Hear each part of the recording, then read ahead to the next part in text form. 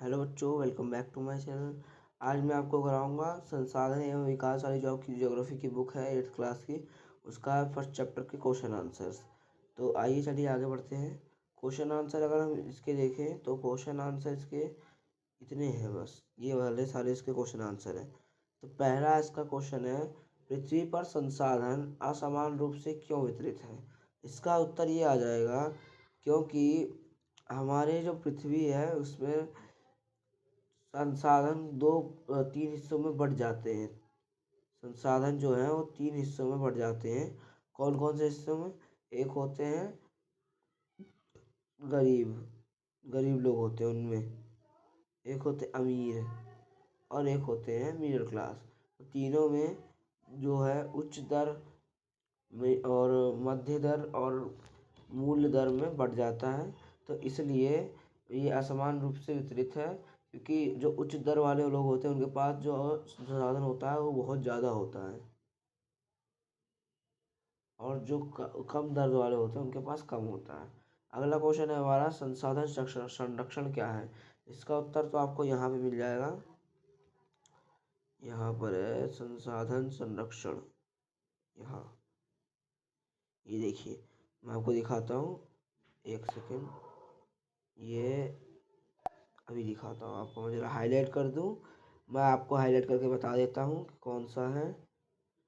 ठीक है, मैं आपको बता देता हूँ हाईलाइट करके। ये वाला है, ये लिखा संसाधन का, एक सेकेंड,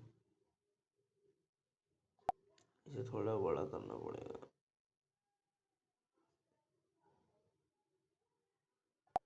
देखिए, संसाधनों का सतर्कता पूर्वक उपयोग करना और उन्हें नवीकरण के लिए समय देना संसाधन संरक्षण कहलाता है। ठीक है, तो हम क्या कहते हैं, जो हमारा जो संसाधन है उसे समय देना और उसको सतर्कता पूर्वक इस्तेमाल करना और उसको नवीकरण के लिए समय देना। नवीकरण मतलब दोबारा से नए बनने के लिए उसे समय देना, क्या कहलाता है, हमारा संसाधन संरक्षण कहलाता है। ठीक है, तो आपको अब ये पहला आंसर हो जाएगा। दूसरे क्वेश्चन का आंसर हो जाएगा यहाँ से यहाँ तक, ये आपके है सेकंड क्वेश्चन का आंसर हो जाएगा। अब अगर हम अगले क्वेश्चन पे बढ़ें तो अगला क्वेश्चन है हमारा, अगला क्वेश्चन बताता हूँ मैं आपको। आपका अगला क्वेश्चन है,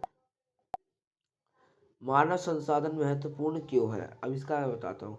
मानव संसाधन हमारे लिए इसलिए महत्वपूर्ण है क्योंकि वो हमारे लिए बहुत ज़्यादा लाभदायक है, ताकि हम, जैसे उन लोगों को, जैसे हमारे पुलिस है तो वो हमें किस चीज़ की मदद करते हैं, वो हमारे बहुत ज़्यादा मददगार होते हैं।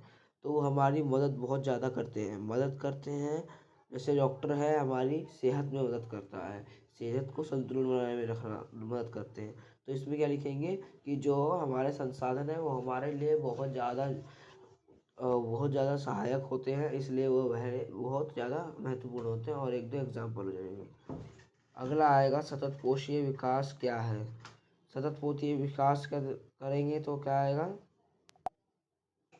हाँ, तो सतत पोषीय विकास किसे कहते हैं उसका मैं आपको बताता हूँ। वो यहाँ पर होगा, ये रहा। इसको मैं बताता हूँ आपको हाईलाइटर से, एक मिनट। इसको जरा मैं थिकनेस बढ़ा दूँ ताकि आपको साफ साफ दिखे। ये नहीं, ये क्लोज। ठीक है, देखिए ये रहा, यहाँ पर है। कुछ ज़्यादा बड़ा हो गया।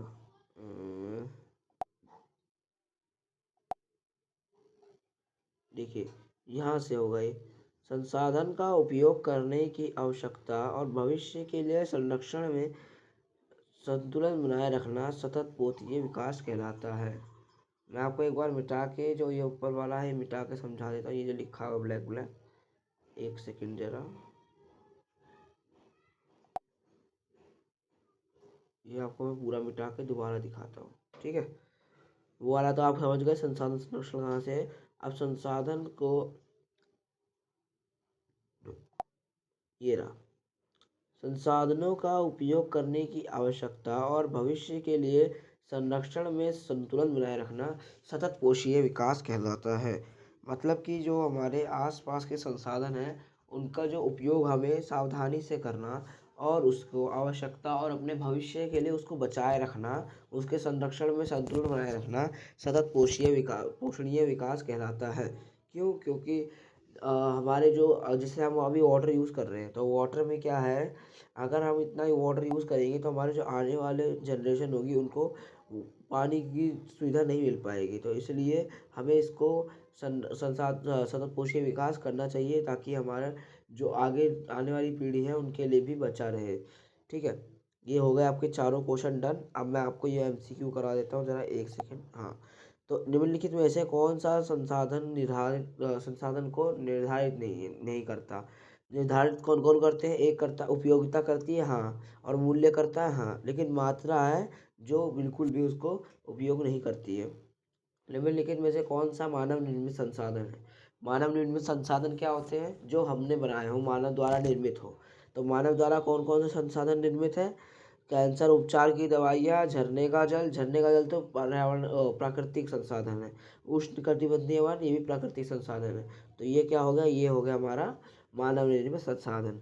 अब लास्ट बचा हमारा कथन, पूरा कीजिए। अनवीकरणीय संसाधन डैश होते हैं। अनवीकरणीय संसाधन क्या होते हैं? जिन्हें बनने में बहुत ज़्यादा टाइम लगता है और जो बहुत इंपॉर्टेंट होते हैं। तो सीमित भंडार वाले, सीमित मतलब जिनका लिमिटेड स्टॉक है, तो यही होगा इसका आंसर। सीमित भंडार वाले मतलब जिनका लिमिटेड स्टॉक है। ठीक है, तो मैं अब आपको कुछ बताना चाहता हूँ। जो क्लास 8th का और 6th का सिलेबस है सारा, वो मैंने इस चैनल पे डाल दिया है। आप 6 to 8th का मैंने सारा सिलेबस इस पे डाल दिया है, तो आप जाकर एक बार इस पे स्पेल चेक कर सकते हैं। सिलेबस को आपके 2025-26 के सिलेबस आ चुका है आपका, और मैंने वो चैनल पे डाल रखा है, तो आप उसको देख के अपनी बुक में टिक लगा सकते हैं कि आपके ये चैप्टर आ गए हैं। तो प्लीज़ इस चैनल को सब्सक्राइब करिएगा, ताकि मैं ऐसे आपके लिए और वीडियोस बनाता रहूं और आपको पढ़ाता रहूं। Okay, thank you.